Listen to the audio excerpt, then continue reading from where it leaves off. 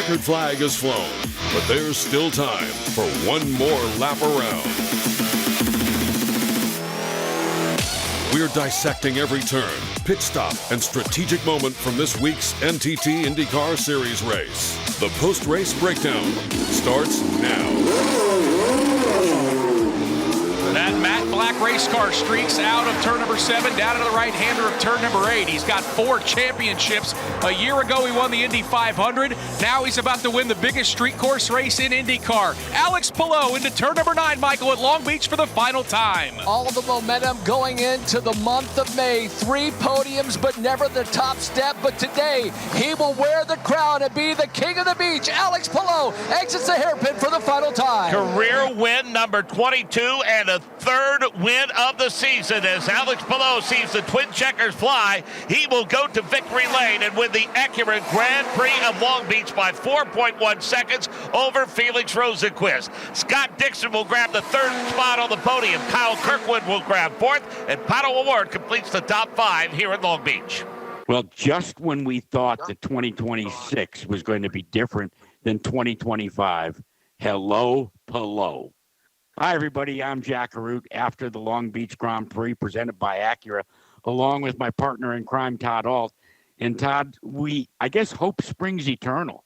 We really thought that a lot of the top teams, including one that you sponsor, Meyershank Racing, was going to bring it this year against Palou. But in 5 races, he has already gone on the top rung of the podium 3 separate times. You know, I was talking to someone who runs an important race team in Indy, and they said, nothing matters if you can't beat Palou. It's an exact quote. It's not surprising. You talk to most of the teams, and I have on my Sirius show with Tony Kanaan, and they all say they spent the offseason just going over every data point that they could find, trying to see where they might be able to get an edge. And what's fascinating to me is until this race, you really had to look at Palou as the standard bearer for Chip Ganassi Racing. But now with the finish on the podium by Sir Scott Dixon, all of a sudden you've got to look over your shoulder, and a good performance by the entire team, top to bottom. Hey, Ganassi is back in its winning ways, and just at the right time, with the Indianapolis 500 looming in our front windshield. Yeah, nobody has anything on Palou, and you can kind of see it. You know, he beat him in the pits, and as soon as he beat him in the pits, he pulled away. And at one point, I saw he was ahead about 5 seconds, and he just kind of lays in wait there and waits to pounce on you. And he's just killing it. This is one of those, like, you know, was the guy that plays for the Dodgers. This is like epic behavior, the way he's driving. Incredible. But it's even more than that. It's the surgical approach that he takes. It's the relationship that he has with Barry Wanzer, with Ricky Davis. That team has been together for a number of years since Palou came to Ganassi. And I've talked to him at great length, and I'm a good friend of Barry's as well. And they remark the fact that they now can imitate each other's step. They can end each other's sentence. And a case in point is during the course of the race, I'm monitoring Alex Palou's radio. And Palou, who nothing gets by the guy, even though he's going through 11 different turns and downshifts and upshifts, remarks that he doesn't want to finish because Barry says to him, in the next stop, do you want to go with the Alts or do you want to go with the Blacks? And Palou says very calmly, I don't want to finish this race on the Blacks. Now, that was a little unconventional because the people that were chasing him, including Felix Rosenqvist, they were going to have to finish on the Blacks as well. But he wanted to finish on the Blacks and not on the Reds. They've already, it's like they cannot make a misstep. Now, having said that, what was your reaction when the yellow came out near the end of the race before the final pit stop? I kind of knew at that point you gave him a chance because Felix had the race. He was doing very well, staying ahead, and he gave him a chance. And that John and I watched it really closely to see what was going to happen in the pits, and that was going to win the race. And the pit stop won the race, flat out. Well, you can't give Alex a chance to be up front he can't give him. If he gets that chance and he beats you in the pits, you're done. And once he gets out in front, he just gets away with it. And he's so smooth. He just gets in front of everyone and just doesn't let up. It's just amazing. You just can't let King Kong out of his cage, can you? No, you cannot do that. Let's go back with if ifs and buts were candies and nuts, we'd all have a terrific Christmas. If the caution had not come out, it looked as if Rosenqvist might have built a sufficient pad for him to at least quite possibly 50-50 is the way I saw it, be able to pit and still retain the lead. But when I thought he would win. I thought he would win for sure. I thought there was no yellow flag. Don't tell me you were already headed to victory lane, because that's a bad omen. Okay. No, I was not headed to victory lane. I know not to do that, so I don't count any chickens before they hatch whatsoever. So, and we do it. We are the associate sponsor on Meyer Shank, so we are on the front of that car for Bitcoin Max and Only Bulls, and we were excited for them because we really like Meyer Shank. We like what they represent. Jim Meyer and Mike, they're just a great group of people, and they won. Well, by the way, you do get a win this weekend. Congratulations on winning the IMSA race. Yeah, that's our team, but we sponsor the 60 and the 93 one. But there's the Acura car. That was prophetic for them.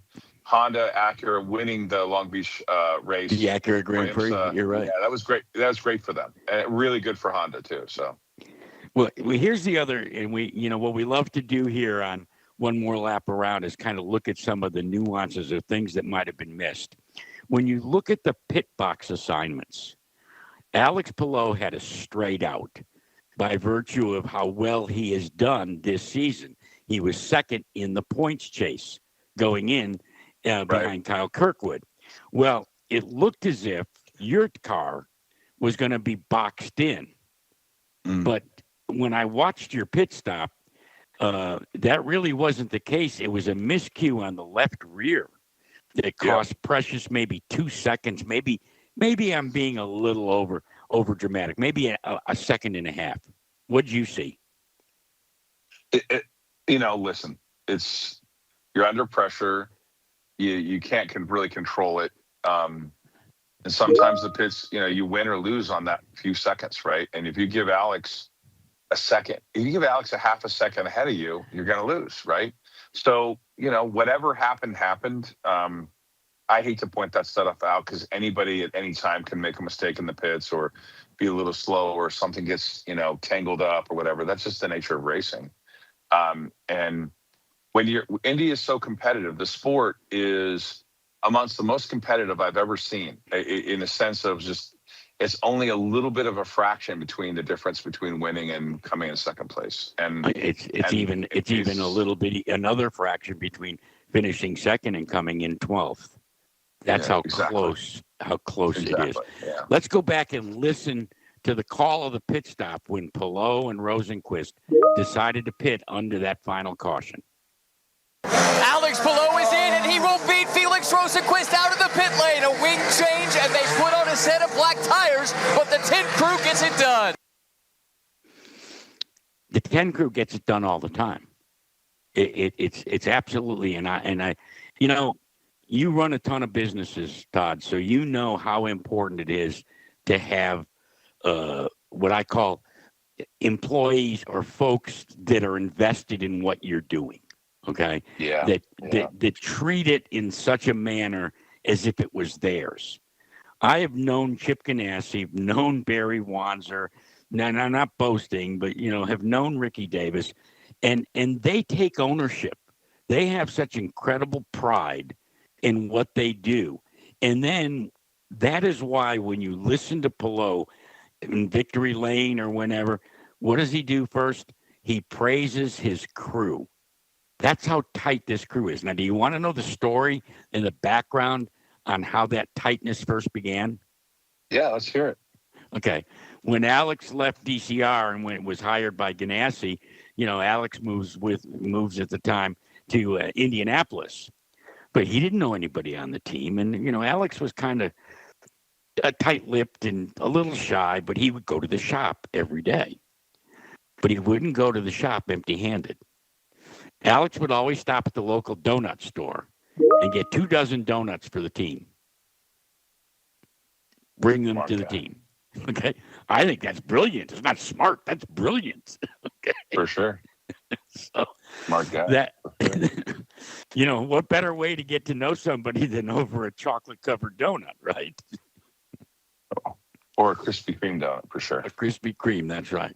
Hey, before we go any further, I do want to remind you that if you want to experience an IndyCar race the way that my cohort here does, being treated like royalty, like you're a major sponsor, and you're just a run-of-the-mill fan, well, all you need to do is text one more lap to 31798. That's one more lap to 31798 to get access to, well, the world that Todd lives in, the owner's stand on pit road, a fancy dinner before the race, private meet and greet with the owners and the drivers, and your very own black shirt with all of the Ault Racing logos. Remember, all you have to do is text one more lap to 31798. Let's quickly kind of run down the official order of finish. You've got Alex Palou, and by virtue of the victory, he now takes over from Kyle Kirkwood in terms of the points chase, and David Malukas finds himself in third. Pato O'Ward, who had a so-so day. It was kind of fascinating. I think they had high expectations going in, but it just didn't work out. Struggled with getting fuel mileage was what I noticed. So O'Ward and Lundgaard fill out the top 5 now in points. But in the official order of finish, it was Palou, Rosenqvist, Dixon, Kyle Kirkwood, and Kirkwood was all over Scott Dixon in those final laps like a bad suit. And Pato O'Ward rounded out the top 5. 6th went to Scott McLaughlin. 7th to David Malukas. I really expected more out of Malukas. How about a gold star for Graham Rahal? Yet, one race ago, a podium. Now he puts the car in Rahal, Letterman, Lanigan Racing into the 8th finishing position. 9th was Alexander Rossi, and 10th was Kiffin Simpson. One of your guys, Dennis Hauger, for DCR, finishes in 11th. Nolan Siegel, 12th. Renus VK, 13th. Joseph Newgarden, and we'll talk about him in a minute, 14th. And Christian Rasmussen, 15th. I give Team Penske a lot of credit, Todd. They rolled the dice. They gambled early on when, after a disappointing qualifying, they brought Newgarden in while everybody pretty much had indicated that they were going to go with a 2-stop strategy, which means you're either going to start with the reds and then go to the blacks, because by rules you have to then finish with the reds. It gets a little convoluted and confusing. But Joseph Newgarden and his team decided to go for a 3-stop race. And I don't know if you were able to see it on the timing stand, but when he pitted early, the benefit was he was in open air, clean air for lap after lap after lap, and he was a good 1.5 seconds in front of everybody.